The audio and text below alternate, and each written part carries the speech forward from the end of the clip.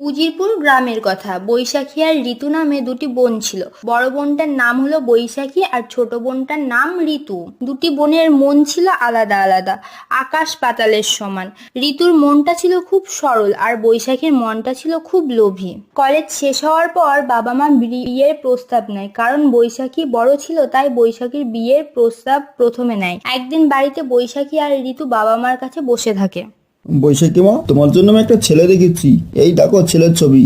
বাবা, আগে তো বলো, ছেলে মূর্খ না তো? ছেলে কি করে? ছেলের পরিবার কেমন? আমি চাই না যে কোনো মূর্খ গরিব ছেলের সাথে আমার বিয়ে হোক। না না বৈশাখী মা, ছেলে পড়ালেখা, অনেক বড়লোক ঘরের ছেলে, ব্যাংকের ম্যানেজার, টাকা পয়সার কোনো অভাব নেই। ঠিক আছে বাবা, আমি বিয়েতে রাজি। বাসুদেব বৈশাখীর বিয়ে ধুমধাম করে দিয়ে দেয়, কারণ বৈশাখী ছিল প্রথম মেয়ে, তাই বাসুদেব বিয়েতে প্রচুর টাকা খরচা করে ফেলে। কিছুদিন পর ঋতুর বিয়ের বয়স হয়ে যায়। একদিন ঋতুর বাবা মা ঋতুর জন্য বিয়ের সম্বন্ধে কথাবার্তা আলোচনা করছিল। নয়নতারা শুনছো? ও বলছে ঋতুর জন্য আমি একটা ছেলে দেখেছি। বৈশাখী শ্বশুরবাড়ি যতটা বড় লোক ততটা হয়তো বড় লোক না, কিন্তু বাজারে একটা মুদিখানার দোকান আছে। আমার ঋতুমা খুশিতে থাকবে তো? হ্যাঁ হ্যাঁ, খুশিতে থাকবে। আমিও তো চাই যে বৈশাখীর বিয়ে ধুমধাম করে দিয়েছি, ঋতুর বিয়ে ধুমধাম করে দেবো, কিন্তু টাকা পয়সার বড়ই অভাব। কত বড় বড় ঘরে ওর জন্য সম্বন্ধ দেখেছি, কিন্তু টাকা পয়সার কারণের জন্য আগেই যেতে পারিনি। কিছুক্ষণ পরে ঋতু চলে আসে, তার বাবা মার সব কথা শুনে ফেলে। বাবা, তুমি চিন্তা করো না, তুমি আমার বিয়ে যেখানে ঠিক করেছো আমি ওইখানেই খুশিতে থাকবো। আমার তো শুধু তোমাদের আশীর্বাদই চাই। ঋতুর কথা শুনে পিতা শান্তি পেল। ভালো একটা দিন ঠিক করে ঋতুর বিয়ে হয়ে যায়। শ্বশুর বাড়িতে শুধুমাত্র শাশুড়ি মা ছিল। বেশিরভাগ সময় ঋতুর শাশুড়ির শরীর খারাপ হতো। ঋতু বাড়িতে আসা মাত্রই বাড়ির দায়িত্ব নিয়ে নেয়, তাতে শাশুড়ি মা আরাম পায়। ঋতু সারাদিন বাড়ির কাজ করত। বাড়ির কাজ শেষ করার পর মুদিখানার দোকানে গিয়ে স্বামীর কাজে সাহায্য করত। ওদিকে আবার বড় বোন বৈশাখী বেশ খুশিতে ছিল। কোনো সময় শপিং করতে যেত, আবার বন্ধুদের সাথে পার্টিতে মস্তি করত। এভাবে আরাম করে বৈশাখীর দিন কাটত। একদিন ঋতু আর ঋতুর স্বামী দোকানে ছিল। হঠাৎ সামনে একটা দামি গাড়ি এসে দাঁড়ায়, আর দেখে তার বড় বোন আর জামাইবাবু গাড়ি থেকে বের হয়। বৈশাখীর হাতে ছিল মিষ্টির প্যাকেট, আর মিষ্টির প্যাকেট নিয়ে ঋতুকে দেয় আর বলে, ঋতু, তোর জামাইবাবু নতুন 20 লাখ টাকার দামের কার কিনেছে, তাই আমি ভাবলাম এই খুশির খবরটা তোকে জানাই।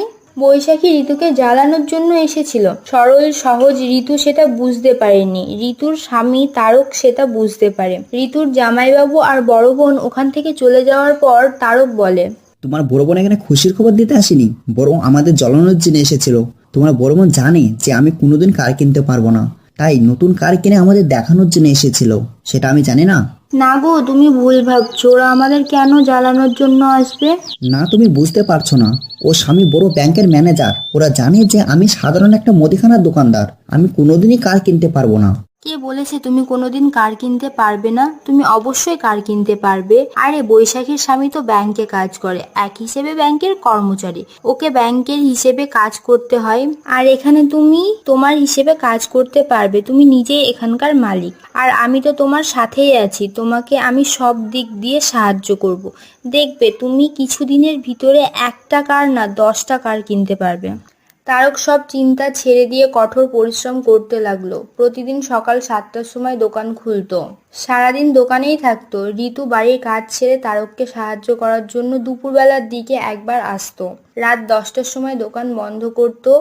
ঋতু আর তারক কাস্টমারের সাথে খুব ভালো ভদ্রতা ব্যবহার করত। যে একবার আসতো সে বারবার দোকান থেকে সামাল নিয়ে যেত। তারক আর ঋতু দুজন মিলে ভালো একটা বুদ্ধি লাগালো। কাস্টমারকে অল্প টাকাতে মাল দেওয়ার জন্য গ্রাম থেকে মাল না কিনে কলকাতা শহর থেকে মাল ডিরেক্ট ট্রাকে করে পাইকারি দামে কিনে নিয়ে আসতো। তাতে কাস্টমার ভালো মাল পেত আর দোকানও ভালোভাবে চলতে লাগলো। এইভাবে আস্তে আস্তে কয়েক বছরের ভিতরেই তারক মুদিখানার দোকানের পাশাপাশি আরও ফলের দোকান করে। তারক ঋতু নামে দোকানের নাম দেয় ঋতু মুদি ভান্ডার।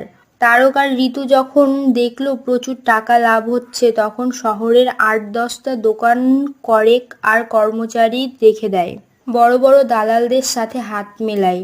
ঋতুর শাশুড়ি খুব খুশি হলো, একদিন সবাইকে বলে, আরে এটা আমার বৌমা তো না, যেন সাক্ষাৎ ঘরের লক্ষ্মী। বাড়িতে আসতে না আসতেই যেখানে হাত দেয় সেখানেই সোনা হয়ে যায়। কি ছিলাম আর কি হলাম।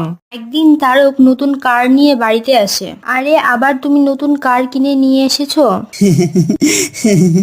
আমি কিছুই করিনি, এখন তোমার কথাই সত্যি হচ্ছে। কি কথা গো? আরে তুমিই তো বলেছিলে একটা কারের মালিক না, তুমি 10টা কারের মালিক হবা। দেখো তার ভেতর থেকে 7টা তো চলে এসেছে, আর বাকি আছে মাত্র 3টে। ঋতু তখন তারকের কথা শুনে হাসতে লাগে। চলো এই খুশিতে তোমার বোনের বাড়িতে মিঠাই দিয়ে আসি। তারক আর ঋতু দুজন খুশিতে গাড়ি নিয়ে চলে গেল বোনের বাড়িতে মিঠাই দিতে। গাড়ি থেকে নেমে বাড়ির ভিতরে যায়, গিয়ে দেখে বৈশাখী আর বৈশাখীর স্বামীর ভিতরে লড়াই চলছে। লড়াইয়ের মাঝে দেবাশিস আর বৈশাখী বুঝতেই পারেনি ঋতু আর তারক কখন এসেছে। আরে তোমাকে আমি একবারও বলেছি ব্যাংকের টাকা সরানোর জন্য? আজ ব্যাংকের টাকা সরানোর জন্যই তোমাকে চাকরি থেকে বের করে দিয়েছে। জমানো পুঁজি ছিল সেগুলো সব শেষ হয়ে গেছে। বাড়িতে একটা কানা করিও নেই। তোমার একটা ভুলের কারণে সব মাটিতে মিশিয়ে গেল। আমার জন্য কি ব্যাংকে থেকে টাকা সরিয়েছিলাম? সব তোমার জন্য এটা হয়েছে। তোমার তো খুব শখ ছিল পার্টি করা, শপিং করা, বোঝো এখন ঠেলা। আরে বেশি কথা বলো না। অন্য কোনো মেয়ে হলে না এই মুহূর্তে তোমার ঘর ছেড়ে মায়ের বাড়ি চলে যেত। তা তুমি চলে যাও না, কে ধরে আছে তোমাকে?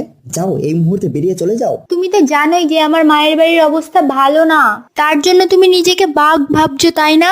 ওরা ঝগড়া করতে করতে ঋতু আর তারকের উপর নজর পড়ে যায়। বৈশাখী কাঁদতে কাঁদতে গিয়ে ঋতুকে জড়িয়ে ধরে। আরে আপনারা আপনাদের কিছু বলার দরকার নেই, আমরা সব জানতে পেরেছি। শুনেছি নাকি এই মাসের ভিতরে আবার একটা নতুন বড় মুদিখানার দোকান খুলবেন।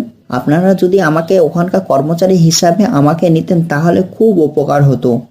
ঘরে হাল তো দেখেই বুঝতে পারছেন, আপনাদের তো কিছু লুকানোর আর নেই। তারক আর ঋতু ওরা দুজন দুজনকে দেখে আর বৈশাখীর স্বামীকে হ্যাঁ বলে দেয়। বৈশাখীর মন ভেঙে টুকরো টুকরো হয়ে গেছে। একসময় ধন দৌলত নিয়ে সবাইকে ছোট বড় ভাবতো, এখন বৈশাখীর খুব ভালো মতো বুঝতে পেরেছে কাউকে ধন দৌলত দিয়ে কাউকে অহংকার দেখাতে নেই।